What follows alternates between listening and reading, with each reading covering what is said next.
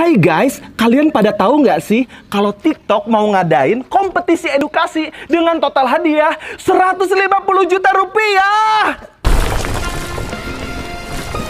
Jadi di kompetisi, tahu nggak sih ini kamu cukup bikin video yang informatif dan kamu punya kesempatan untuk memenangkan total hadiah ratusan juta rupiah. Periode kompetisi dimulai dari 9 April sampai 18 April dan pengumumannya di tanggal 27 April. Ini dia hadiah-hadiahnya. Jadi, buat semua pengguna TikTok yang memiliki keahlian di kategori yang dilombakan dan bertempat tinggal di Indonesia, bisa ikutan! Dan untuk kategori kompetisinya,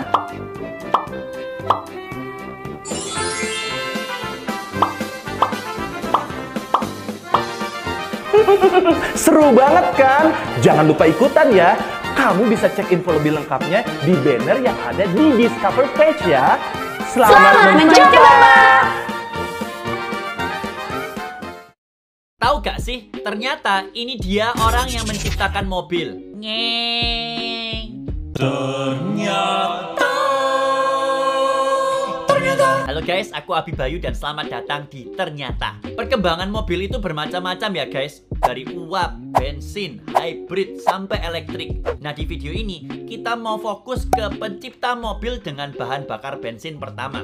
Karena itu yang dianggap sebagai mobil pertama di dunia. Banyak yang ngira kalau mobil dengan bahan bakar bensin ini diciptakan oleh Amerika Serikat. Padahal ternyata penciptanya adalah orang Jerman. Siapakah dia? Namanya adalah Carl Benz. Carl Benz. Jangan-jangan mobil Mercedes-Benz itu diciptakan sama dia? Yoi, di tahun 1886, Carl Benz menciptakan mobil dengan bahan bakar bensin pertama di dunia. Mobil itu dinamakan Benz Patent Motor Wagon. Ini nih modelnya. Wah, desainnya kayak becak ya, lambemu. Nah, dari sini guys, cikal bakal lahirnya mobil-mobil Mercedes-Benz seperti sekarang. Yuk Mercedes-Benz, bisa yuk endorse kita yuk. Dan berkat Carl Benz juga, sejarah mobil itu berubah drastis. Banyak perusahaan-perusahaan mobil didirikan dan ikut bersaing. Mulai dari Ford, Porsche, dan masih banyak lagi. Tinggal nunggu aja nih, kapan kita bisa naik mobil terbang. Hai guys, kalian tahu gak sih kenapa Belanda itu tidak bisa dibilang menjajah Indonesia selama 350 tahun? Kedatangan bangsa Belanda ke Indonesia itu untuk menjelajah, bukan menjajah pada awalnya. Jadi masa penjajahan Belanda atas Indonesia nggak tepat kalau dihitung dari peristiwa ini. Masa penjajahan Belanda juga tidak bisa dihitung dari masanya VOC, karena VOC itu hanya memonopoli perdagangan di Nusantara. Sedangkan kekuatan politik di Nusantara masih dikuasai oleh raja-raja di Nusantara itu sendiri. Oh iya, kalau ngomongin Indonesia kan berarti harus dari Sabang sampai Merauke kan ya. Tapi masing-masing wilayah Indonesia itu berbeda jangka waktu dijajahnya oleh Belanda. Contohnya wilayah Batavia atau Jakarta yang sudah ditaklukkan oleh Belanda sejak ratusan tahun lalu. Beda lagi kalau di Aceh atau di Bali yang mana Belanda sampai tahun 1900-an masih berusaha untuk menjajah kedua wilayah itu. Oh iya, gagasan untuk membentuk negara Republik Indonesia itu baru ada tahun 1900-an. Saat buku Narda Republik Indonesia diterbitkan oleh Tan Malaka. Tahu nggak sih, batas dasar laut dua negara itu beneran bisa beda dengan batas air lautnya.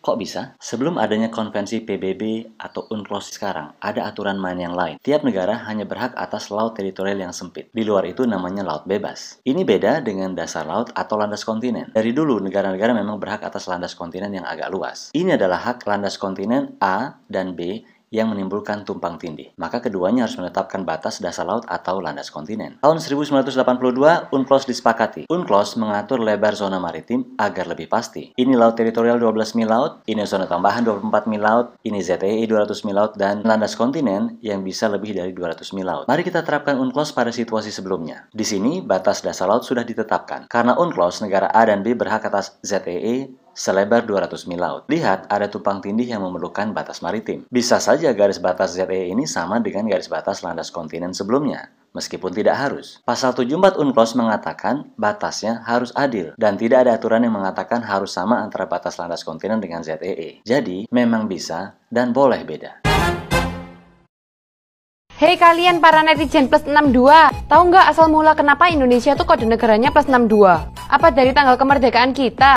17 ditambah tahun 45. Hasilnya kan 62. Sik salah, bukan kayak gitu, Rek. Yang nentuin kode negara itu adalah ITU di bawah PBB. Angka pertama ini menandakan regional. Wilayah Asia Tenggara dan Australia itu 6. Digit keduanya urutan dalam regional tersebut. Ini dia contohnya. Jadi tahu kan asal muasal plus 62? Tahu gak sih? Alah, orang Indonesia mah pelit-pelit, makanya banyak orang susah. Kata siapa orang Indonesia itu pelit-pelit?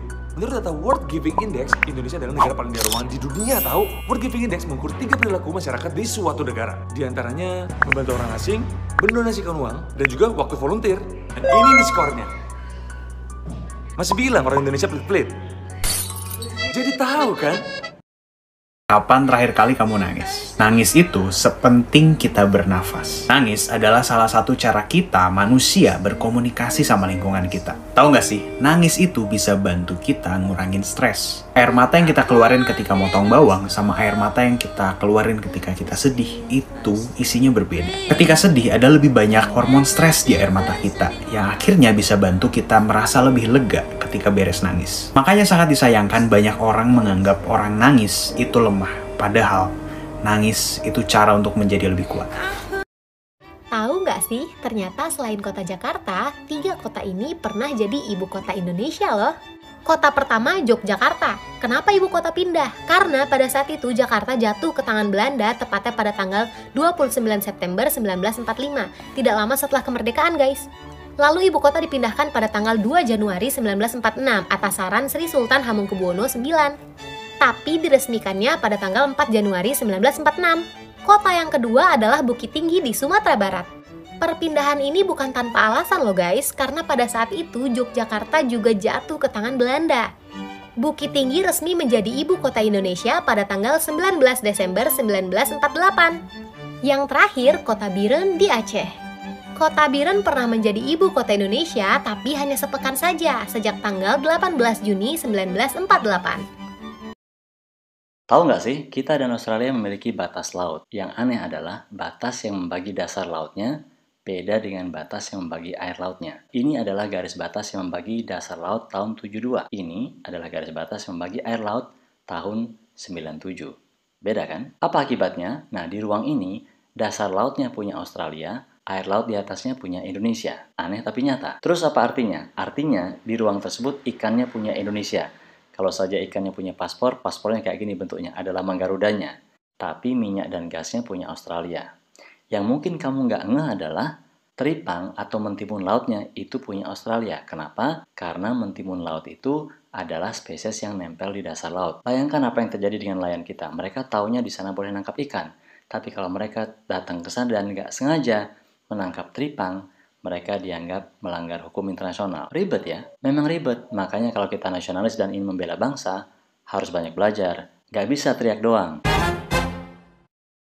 Tahu nggak sih, ternyata pup kamu bisa jadi tolak ukur kesehatan kamu loh. Dari bentuk dan juga teksturnya. Coba kita teliti menggunakan gambar berikut ini. Berdasarkan Precision Nutrition, ini terbagi menjadi 7 tipe pup. Warna hijau menandakan yang paling bagus. Coba komen dong kalau kamu nomor berapa. Buat yang raport pupnya masih merah dan oranye, coba deh diperhatiin. Kurang tidur nggak? Kurang minum air putih? Kebanyakan makan makanan olahan? Atau kamu kurang probiotik?